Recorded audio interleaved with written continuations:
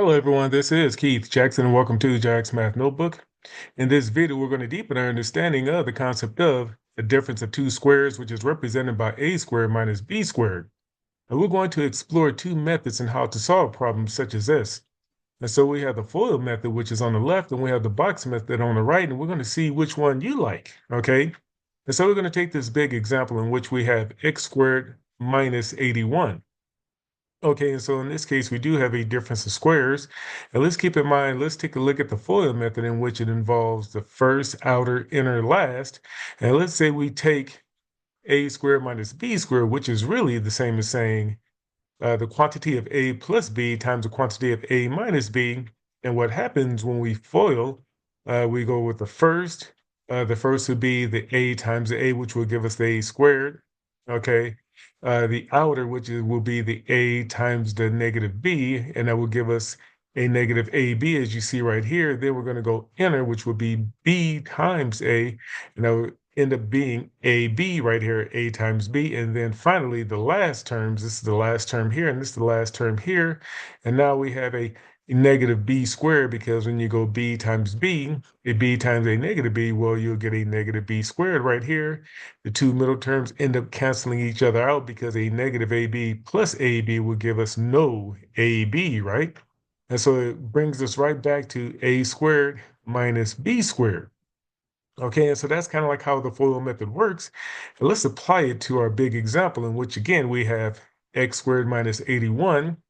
Okay, this would be the same as saying, okay, x plus 9 times x minus 9. All right, and so when we FOIL that, we will find it right here, in which we have the first terms, which would be this x here and this x here. And so we have our x squared, and then we will have our outer terms, right? In which we have our x times a negative 9, and that will give us a negative 9x, followed by our inner terms, right? In which we have 9 times x, which will give us a positive 9x. And then we have 9 times a negative 9, which will give us a negative 81, given that negative 9x and a positive 9x will cancel themselves out, and leaving us with x squared minus 81 again. So that's how that works right there. And so let's take a look at the box method and see how that works out. A lot of students like the box method because it helps organize the information a little bit easier. We're going to see how it does that.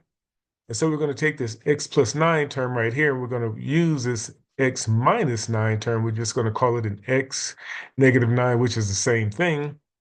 And what we're going to do, we're just going to multiply those two x's to get x squared.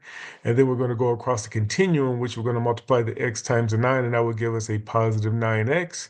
And then we're finished with this row. So let's go ahead and use the negative 9 now. So we have a negative 9 times x, which will give us a negative 9x. And a negative 9 times 9 will give us a negative 81. And so as you see right here, these x terms will cancel themselves out, leaving again x squared minus 81. All right, so if you do need some practice in understanding the box method, let's just go back to our term in which we have a plus b, the quantity of a plus b times the quantity of a minus b. And you see how it plays itself out. Again, right here, a times a would give us a squared. A times b would give us a positive ab. And then we'd go to the next row of terms in which we have a negative b times a, which will give us a negative ab. And right here, we go a negative b times b, which will give us a negative b squared.